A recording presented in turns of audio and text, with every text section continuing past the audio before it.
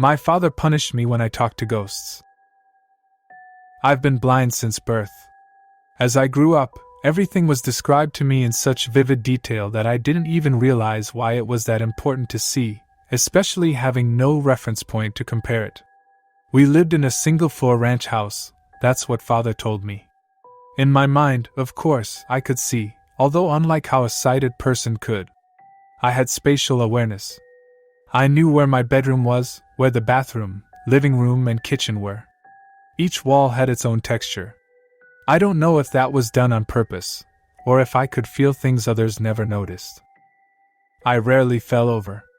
Only if Father, or one of the visitors, put something somewhere they shouldn't have. It was usually the visitors, and Father would shout. They visited infrequently, and only briefly when they did. Father said I shouldn't speak to them, that it unsettled him. He'd worry when I saw something he didn't, saw it with my ears or by touch.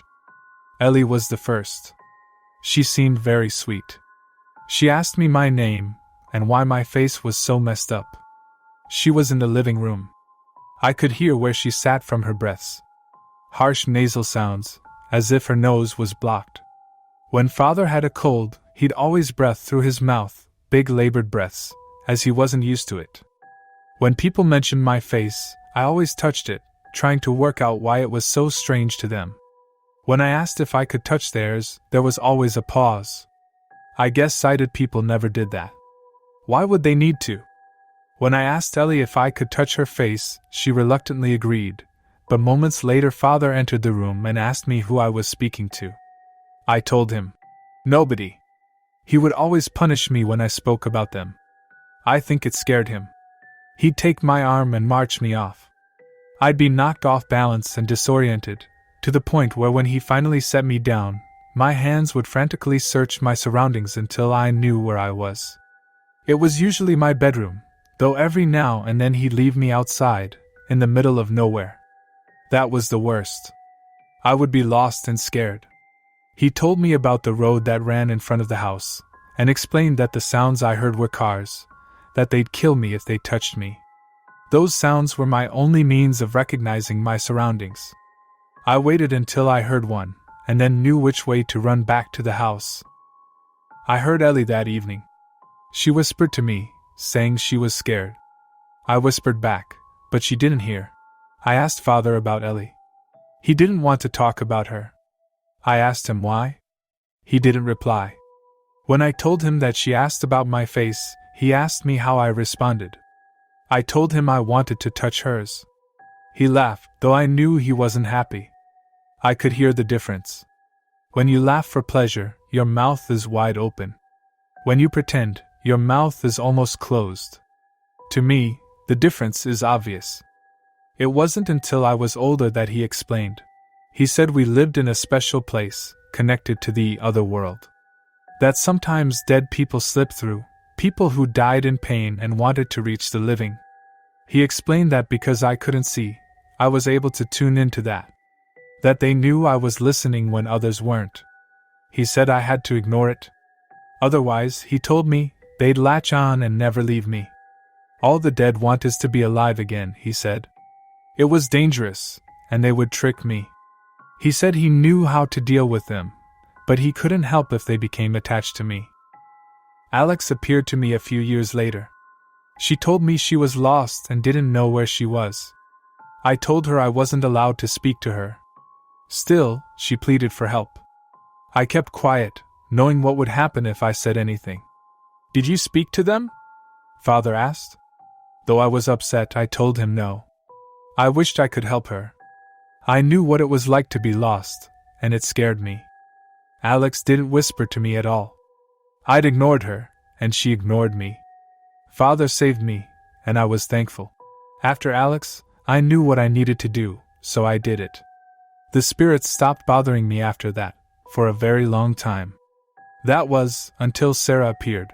Sarah didn't give me a chance to be quiet. I was on my own, sitting in the living room and listening to the television.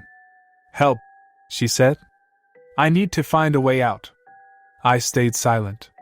You can hear me, can't you? She asked, surprised. I'm not allowed to speak to you. I told her. Please, she begged. I'm scared, I'm lost. I want to see my daddy. I gripped the arms of the chair and told her I wasn't allowed. He's dead, she said. I didn't answer. Your father is dead, she said again. I wasn't going to fall for it. I heard banging from around the room as things began to fly, and the shelves began to shake. Stop it! I shouted. And it did. Please help me leave, she said. I wasn't going to talk to her. I did the only thing I thought would help. I unlocked the front door, hoping she'd run out and get lost, just like I would do.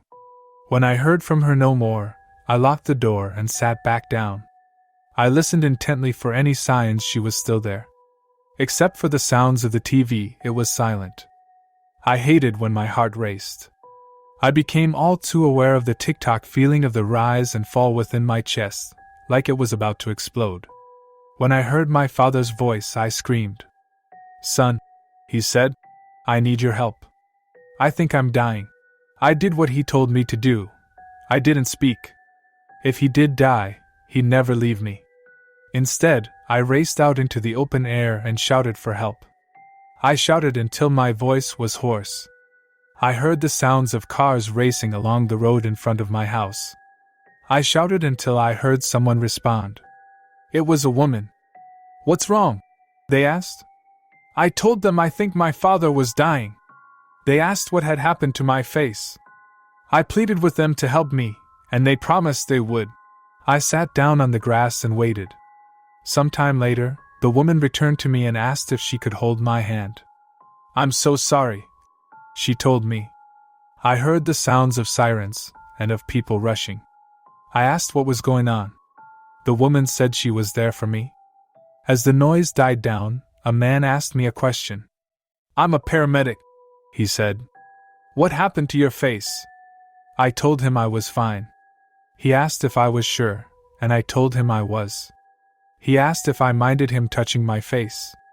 I said it was okay. A moment later, I felt a pressure release from around my forehead, and the air felt cold against my skin. It sounded as if he were peeling an orange. I imagined that in my head and worried he'd expose my insides. I screamed and asked what he was doing. He told me everything was going to be okay, and the woman squeezed my hand, telling me to be brave. I didn't know what it was I was experiencing. I felt a tight pain within my head, like when you smash your shin against something hard, followed by something I've come to understand as bright. It hurt so much. I began to cry. What happened to your eyes? The paramedic asked. I said I was blind. He asked to check them. The pain returned when he examined them. Do you know him? The man asked the woman who had helped me. She told him that I had been screaming for help and that she had come to my aid, but that she had never met me before. How long have you had your eye injury? He asked me. I told him I'd been blind from birth. He asked me if I could see his fingers. I told him no. He asked if I could open my eyes. I said I didn't know what he meant. He asked if he could open them for me. I didn't respond. Then I felt his fingers on my face, fingers covered in something rubbery.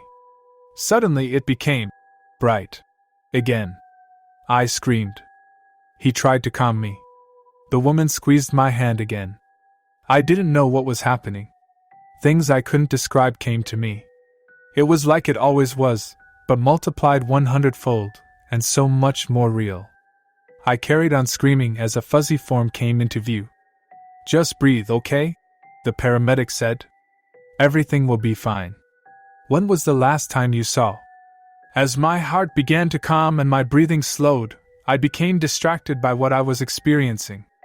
It overwhelmed me. I wanted to cry, and I did. How long has it been? He asked again. I've never seen anything before. I told him.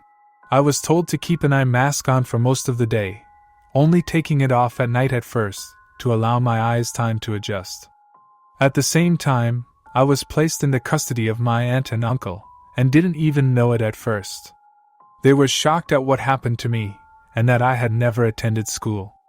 The past few years have been a roller coaster ride. The doctors said I may never have perfect vision, though what little I have is a godsend, and I'll take what I can get. I've only recently been learning to read and write, so I apologize if my English isn't the greatest. It's the best I can do. I've been asking my aunt what happened to my father, but all she says is that he died of a heart attack. I asked what sort of man he was. She says he was her brother, and she'll love him no matter what. My uncle doesn't want to talk about him at all. I've been using the computer a lot recently, and really enjoying the internet. I can't believe such a thing exists. After being so lonely for so long, I can talk to whoever I want, when I want, though I'm wary of that. After all, how do I know if who I'm speaking to is alive? No one seems to share my father's concerns about that. Today I was on a forum discussing the spirit world. I was so happy to find people who I could relate to, and someone curious about my username sent me a link to an article on a true crime website.